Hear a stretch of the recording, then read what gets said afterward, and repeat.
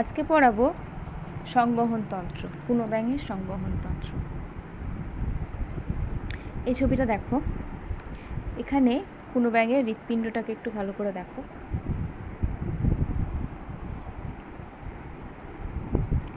এই অংশটা। তো আগের দিন তোমরা পুনঃব্যঙ্গ সম্পর্কে জেনেছো, তার পৌষ্টিকতন্ত্র সম্পর্কেও জেনেছো। আজকে সংবহনতন্ত্র পড়াবো। তো সংবহনতন্ত্র কাকে বলে? সংবহনতন্ত্র বলে যে তন্ত্রের সাহায্যে প্রাণীদেহে খাদ্য, শ্বাসবায়ু, রেচন পদার্থ, হরমোন ইত্যাদি এক স্থান থেকে অন্য স্থানে বাহিত হয় তাকে সংবহনতন্ত্র বলে। আচ্ছা, তন্ত্র কাকে বলে? তন্ত্র আগে তোমরা পড়েছো যে অঙ্গগুলি মিলিত হয়ে তন্ত্র গঠন করে, অনেকগুলো অঙ্গ একসাথে মিলিত হয়ে তন্ত্র গঠন করে। তাহলে সংবহনতন্ত্র কী হবে? সংবহনে সাহায্য করে। সংবহনে কি কি হয়? যে খাদ্যরস, শ্বাসবায়ু, রেচন পদার্থ, হরমোন এক স্থান থেকে অন্য স্থানে বাহিত হয়, তাই সেটাকে বলছে সংবহনতন্ত্র। এবার পুনঃব্যঙ্গের সংবহনতন্ত্রকে, যেহেতু পুনঃব্যঙ্গ পড়ছি তাহলে আমরা পুনঃব্যঙ্গের উপর বেশি করে জোর দেব। তো পুনঃব্যঙ্গের সংবহনতন্ত্র দুটো ভাগে বিভক্ত। একটা হচ্ছে রক্ত সংবহনতন্ত্র আর লসিকা সংবহনতন্ত্র। রক্ত সংবহনতন্ত্রটা পূর্ব। রক্ত সংবহনতন্ত্র, এখানে দেখো রক্ত সংবহনতন্ত্র কাকে বলে আগে প্রথমে দেখি। রক্ত সংবহনতন্ত্র, রক্ত সংবহনে সাহায্যকারী অঙ্গগুলি মিলিত হয়ে যে তন্ত্র গঠন করে তাকে রক্ত সংবহনতন্ত্র। তাহলে কি পয়েন্টগুলো কি হলো? যে কাকে সাহায্য করছে? রক্ত সংবহনে সাহায্যকারী অঙ্গগুলো মিলিত হচ্ছে, মিলিত হয়ে যে তন্ত্র গঠন করছে তাকে রক্ত সংবহনতন্ত্র বলে। আর লসিকা সংবহনতন্ত্রটা কি হবে? একইভাবে হবে। লসিকা সংবহনে সাহায্যকারী অঙ্গগুলি মিলিত হয়ে যে তন্ত্র গঠন করে তাকে লসিকা সংবহনতন্ত্র বলে। এবার রক্ত সংবহনতন্ত্রটা আমরা একটু ডিটেলসে পড়ব। রক্ত সংবহনতন্ত্রকে তিন ভাগে ভাগ করে। একটা হচ্ছে রক্ত, রক্তবাহ আর হৃৎপিণ্ড। রক্ত কাকে বলে? পুনঃব্যঙ্গের রক্ত হলো, একটা ছবি দেখি আমরা, তারপর আস্তে আস্তে যাচ্ছি। দেখো এখানে একটু বলে নি তার আগে, রক্তকে দুই ভাগে ভাগ করে। একটা হচ্ছে রক্তরস আর রক্তকণিকা। রক্তকণিকা, লোহিত রক্তকণিকা, শ্বেত রক্তকণিকা, অনুচক্রিকা। এবার আমরা ছবি দেখে বলবো সেটাকে। এটা পুনঃব্যঙ্গের রক্ত। এটা মাইক্রোস্কোপিক ভিউ, মাইক্রোস্কোপে এরকম দেখা যায়। আমাদের ল্যাবরেটরিতেও আছে, তোমাদের পরে দেখিয়ে দেবো। তাহলে রক্ত কাকে বলে? রক্ত এক ধরনের ঈষৎ ক্ষারধর্মী তরল যোগ কলা। কতগুলো পয়েন্টের উপর আমি যোগ দিচ্ছি, সেটা হচ্ছে ক্ষারধর্মী তরল যোগ কলা। এবার রক্ত কি করছে? রক্ত কি কি নিয়ে গঠিত? রক্ত হচ্ছে রক্তরস আর রক্তকণিকা। তরল যোগ কলা, অর্থাৎ সে তরল থাকছে, যোগাযোগ বিভিন্ন কলার মধ্যে যোগাযোগ সম্পর্ক সমন্বয় করছে, সম্পর্ক রাখছে, সম্পর্ক ধরে রাখছে, যোগাযোগ সাধন করছে, ওই জন্য ওটাকে বলে যোগ কলা। বিভিন্ন কলা হয়, আবরণী কলা, তরুণাস্থি, অস্থি, সেগুলো থাকছে। তো এটা হচ্ছে তরল যোগ কলা। বেশ, এবার দেখো এখানে বললাম রক্ত দুই ভাগে বিভক্ত। একটা হচ্ছে রক্তরস আর রক্তকণিকা। এখানে রক্তরস কোন জায়গাটাকে বলছে? এই যে যার মধ্যে এইগুলো হচ্ছে রক্তকণিকা। এইগুলো সব দেখো গোল গোল যেগুলো আছে, নীল রঙের যেগুলো কালার আছে, সেগুলো হচ্ছে রক্তকণিকা। আর এই যে সাদা রঙের অংশ, যার মধ্যে পুরো এটা আছে, এই পুরোটা আছে, এই সাদা রঙের অংশ, এটা অন্য কালিনী, সবুজ নি,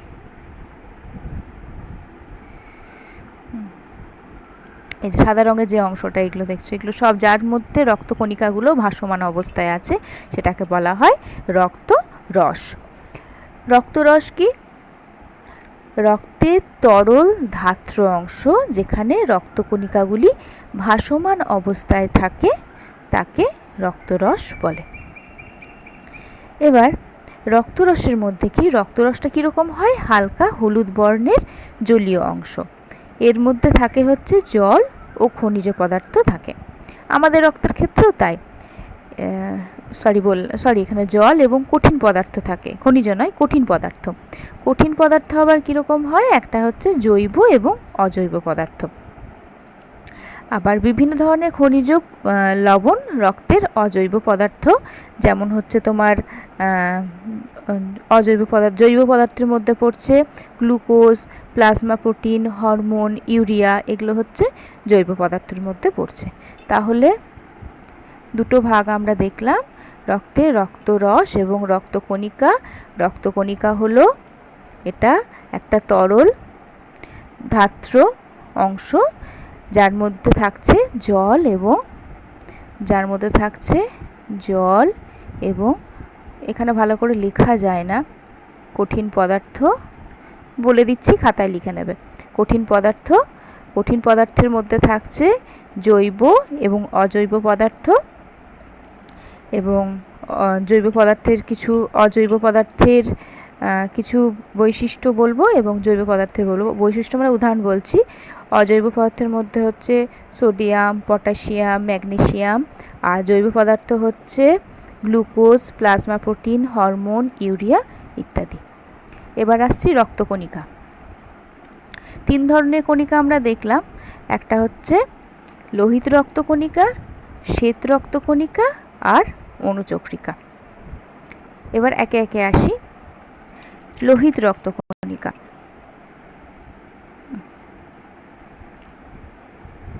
কি হলো? লোহিত রক্তকণিকা। লোহিত রক্তকণিকা হচ্ছে এই যে দেখছো, এইগুলো বড় শেপের, এগুলোকে বলে লোহিত রক্তকণিকা। ইংলিশে বলে রেড ব্লাড কর্পাসেলস, আমরা সংক্ষেপে বলি RBC। কুনো ব্যাঙের লোহিত রক্তকণিকাগুলো কীরকম শেপটা দেখো তো? ডিম্বাকার, দ্বিউত্তল এবং নিউক্লিয়াস যুক্ত। এই ভেতরের যেটা আছে এই ডিপ রঙের, এটা হচ্ছে নিউক্লিয়াস যুক্ত।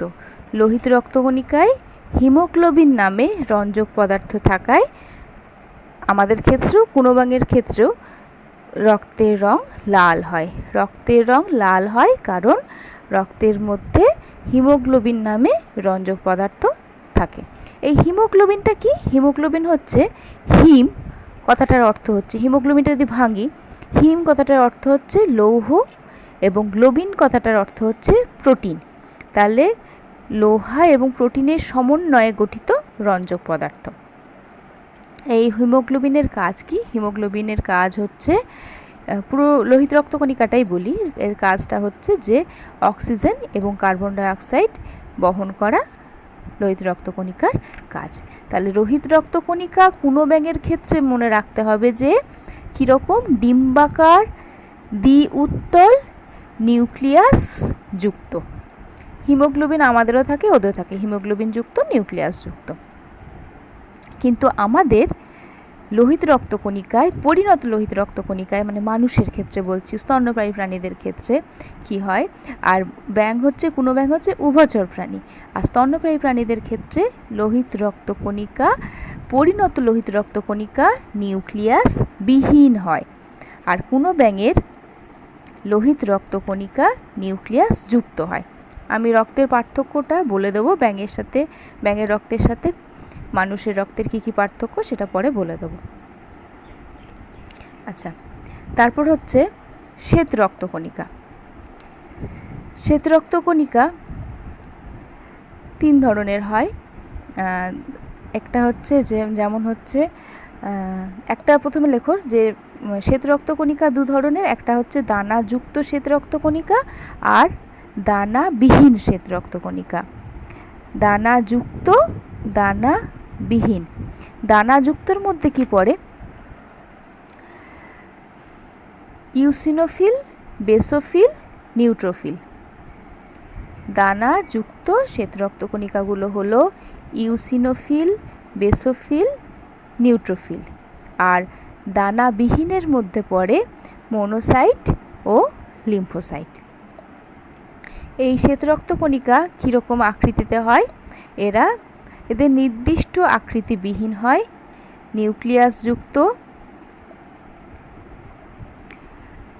নিউক্লিয়াসযুক্ত, আকারে অনেক বড় হয় এবং সংখ্যায় অনেক কম হয়। এবার একটুখানি দেখে নিত এখানে কোনগুলো সব থেকে বেশি, যেগুলো দেখছো একই রকম দেখতে, সেগুলো হচ্ছে রোহিত রক্তকণিকা। আর শ্বেত রক্তকণিকা, এই দেখো, এইটা হচ্ছে শ্বেত রক্তকণিকা, এটা শ্বেত রক্তকণিকা, এটা শ্বেত রক্তকণিকা, এটা শ্বেত রক্তকণিকা। এগুলো সমস্ত হচ্ছে শ্বেত রক্তকণিকা। এখানে লেখা আছে দেখো পাশাপাশি ই, বি, এন, এল। আচ্ছা, এন হচ্ছে, আমরা তাহলে দুটো পড়লাম যে শ্বেত রক্তকণিকা দু ধরনের, একটা হচ্ছে দানাযুক্ত আর দানাবিহীন। দানাযুক্ত সেগুলো হলো ইউসিনোফিল, ই দিয়ে ডিনোট করেছে, এটা হচ্ছে ইউসিনোফিল। নিউক্লিয়াসের আকৃতির উপর ডিপেন্ড করে দেখতে হয় এরা, ঠিক আছে। এটা আরও খাঁজ হবে।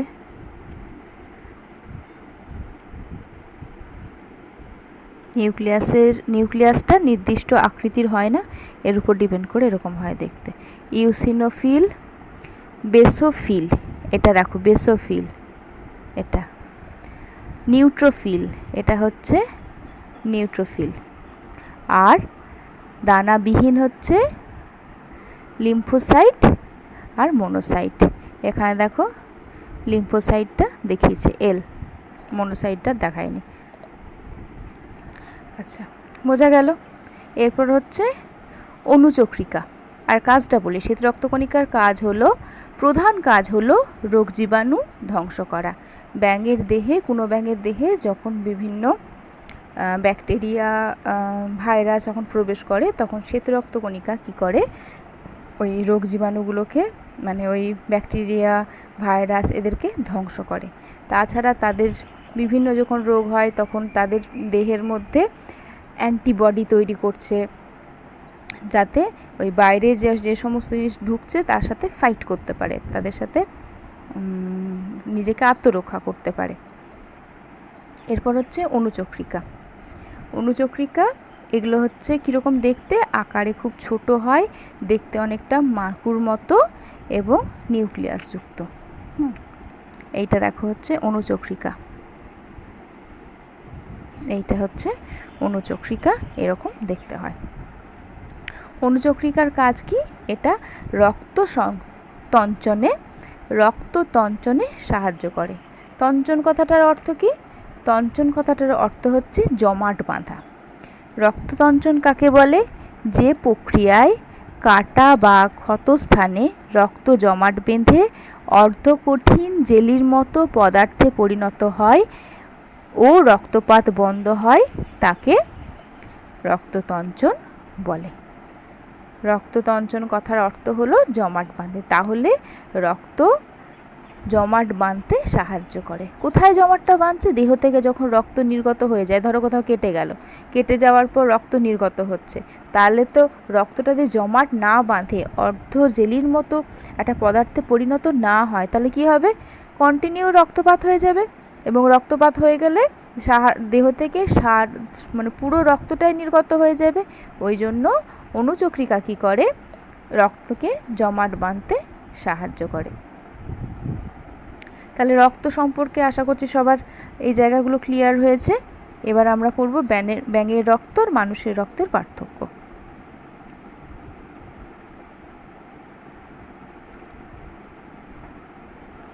দেখো, ব্যাঙের রক্ত এবং মানুষের রক্তের পার্থক্যটা দেখি। ব্যাঙের রক্ত হচ্ছে শীতল, মানুষের রক্ত উষ্ণ।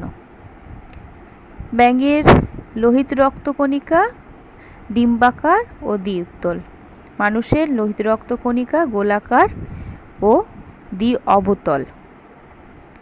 আচ্ছা, ব্যাঙের রক্ত হচ্ছে পরিণত লোহিত রক্তকণিকা নিউক্লিয়াসযুক্ত। মানুষের পরিণত, অবশ্যই কথাটা লাগাবে, পরিণত লোহিত রক্তকণিকা নিউক্লিয়াসবিহীন। পরিণত অবস্থায় কিন্তু নিউক্লিয়াস লোহিত রক্তকণিকা নিউক্লিয়াস বিহীন, অপরিণত অবস্থায় লোহিত রক্তকণিকা নিউক্লিয়াস যুক্ত। সুতরাং পরিণত শব্দটা কিন্তু ভীষণ ইম্পর্টেন্ট। 4 নম্বর অনুচক্রিকা নিউক্লিয়াস যুক্ত, মানুষের হচ্ছে অনুচক্রিকা নিউক্লিয়াস বিহীন। এই কটা পয়েন্ট মনে রাখতে হবে, খাতায় লিখে নেবে। এরপর পড়ব রক্তবাহ। রক্তবাহ কি?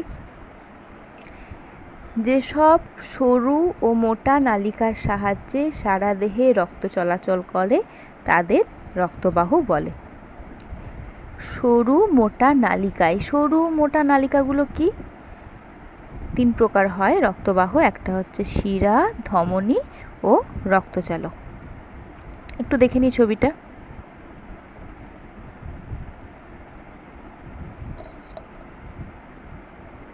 এই ছবিটা দেখো, এই ছবিতে দেখো খুব সুন্দর করে বুঝিয়েছে। এই শিরা নীল রঙের যেগুলো, সেগুলো হচ্ছে শিরা। এই নীলগুলো শিরা, এই নীল রঙের সারা দেহে দাগ গেছে, এই নীলগুলো, এগুলো হচ্ছে সব শিরা। আর লালগুলো, এখানে লালগুলো এতটা দেখায়নি, এই লালগুলো যেগুলো, এই ছবিটা দেখো, এই নীলগুলো সব শিরা দেখলে, আর এই লালগুলো হচ্ছে ধমনী। এই লালগুলো ধমনী, আর নীল সারা দেহে ছড়িয়ে গেছে সেগুলো হচ্ছে শিরা। বুঝতে পারলে? এবার আস্তে আস্তে একে একে আসছি শিরা, ধমনী এবং রক্তচালক। আগে শিরা ধমনীটা পড়ি। শিরা কি? তাহলে এই নীলটা নিয়ে, এটা হচ্ছে শিরা।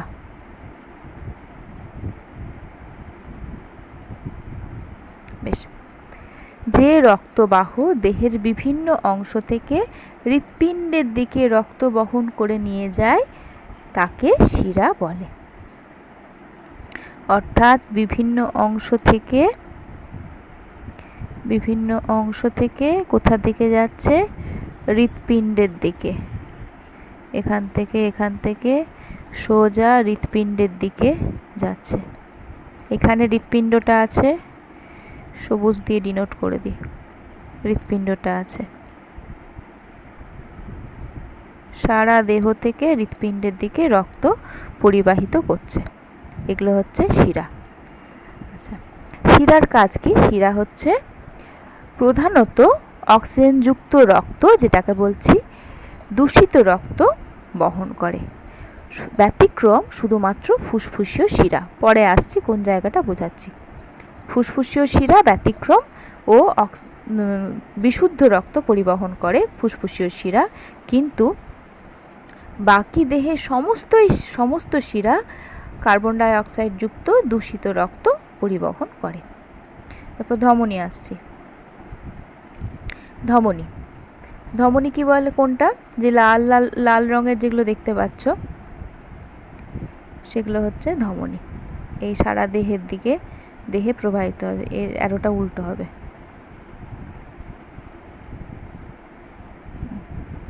তাহলে কাকে বলে ধমনী?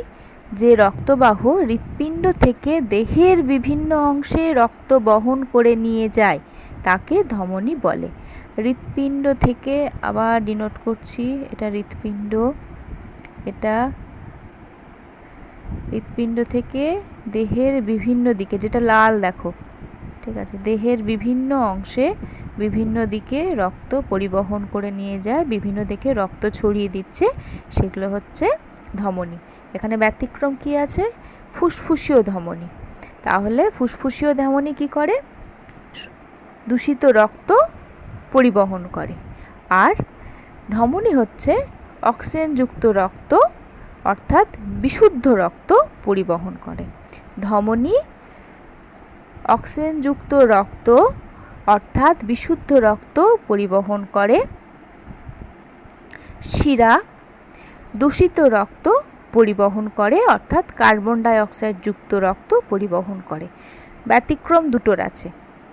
ফুসফুসীয় শিরা যেটা বিশুদ্ধ রক্ত পরিবহন করে, আর ফুসফুসীয় ধমনী সেটা দূষিত রক্ত পরিবহন করে। বোঝা গেল? এবার রক্তজালক।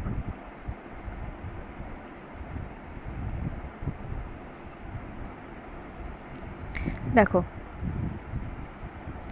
এই অংশ, এই অংশ, এটা এটা এখানে দেখতে পাচ্ছ, এটা আমি অন্য কালার দিয়ে ডিনোট করি, তোমাদের সুবিধা হবে। এটা এটা এটা এটা এখানে দেখো, হ্যাঁ এখানে দেখো যেটা নীল রঙের দেখিয়েছে সেগুলো কি শিরা, লাল রঙে যেটা দেখিয়েছে সেটা কি ধমনী। তাহলে কোথায় যুক্ত হচ্ছে? শিরা ধমনী একটা জায়গায় গিয়ে মিশ্রণ হচ্ছে, মিলিত হচ্ছে, সেটাকে বলছে রক্তজালক। তাহলে ডেফিনেশনটা কি হবে? শিরা ও ধমনীর মিলনস্থলে অবস্থিত রক্তবাহের জালককে রক্তজালক বলে। খুব সিম্পল। শিরা ধমনী তাদের মিলনস্থলে অবস্থিত রক্ত প্রবাহের জালক। কার জালক? না রক্ত প্রবাহের জালককে রক্তজালক বলে। এর কাজ কি? রক্তজালকের একদিকে শিরা জালক আর অপরদিকে ধমনী জালক থাকে। বেশ, এরপর আসবো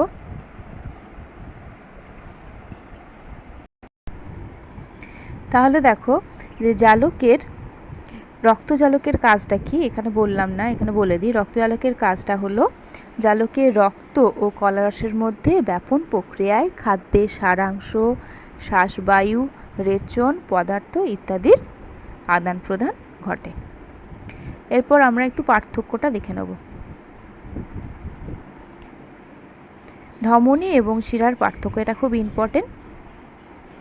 ধমনীর উৎপত্তি স্থল হলো হৃৎপিণ্ড এবং মিলনস্থল জালক, দেখলাম আমরা।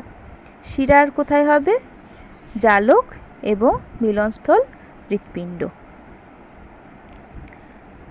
ধমনীর মাধ্যমে রক্ত হৃৎপিণ্ড থেকে দেহের বিভিন্ন অংশে আসে। ছবি দিয়ে তোমাদের দেখালাম, হৃৎপিণ্ড থেকে দেহের বিভিন্ন অংশে আসছে। এখানে ঠিক উল্টোটা হবে, শিরার মাধ্যমে রক্ত দেহের বিভিন্ন অংশ থেকে হৃৎপিণ্ডে আসে। 3 নম্বর, ধমনীর প্রাচীর পুরু হয়, গহ্বর ছোট হয়, যাতে রক্তটা ভালো করে প্রবাহিত হতে পারে। আর শিরার প্রাচীর পুরু হয় গহ্বর অপেক্ষাকৃত বড় হয়। ধমনীর গহ্বরে কপাটিকা থাকে না, এর কপাটিকা থাকে। ধমনীর মধ্যে রক্ত বেগে প্রবাহিত হয়, শিরার মধ্যে রক্ত ধীরে ধীরে প্রবাহিত হয়। ধমনীর স্পন্দন আছে, শিরার স্পন্দন নেই। ধমনীর মাধ্যমে সাধারণত বিশুদ্ধ রক্ত প্রবাহিত হয়, ব্যতিক্রম ফুসফুসীয় ধমনী। শিরার মাধ্যমে সাধারণত দূষিত রক্ত প্রবাহিত হয়। দূষিত অর্থাৎ এখানে লিখে দেবে কার্বন ডাইঅক্সাইড যুক্ত, এখানে বিশুদ্ধ লিখবে অক্সিজেন যুক্ত রক্ত। আচ্ছা, এখানে ব্যতিক্রম হচ্ছে শিরার মধ্যে ব্যতিক্রম ফুসফুসীয় শিরা, যার মধ্যে অক্সিজেনযুক্ত রক্ত প্রবাহিত হয়, আর ফুসফুসীয় ধমনী যার মধ্যে কার্বন ডাইঅক্সাইড যুক্ত রক্ত প্রবাহিত হয়। মনে থাকবে আশা করি।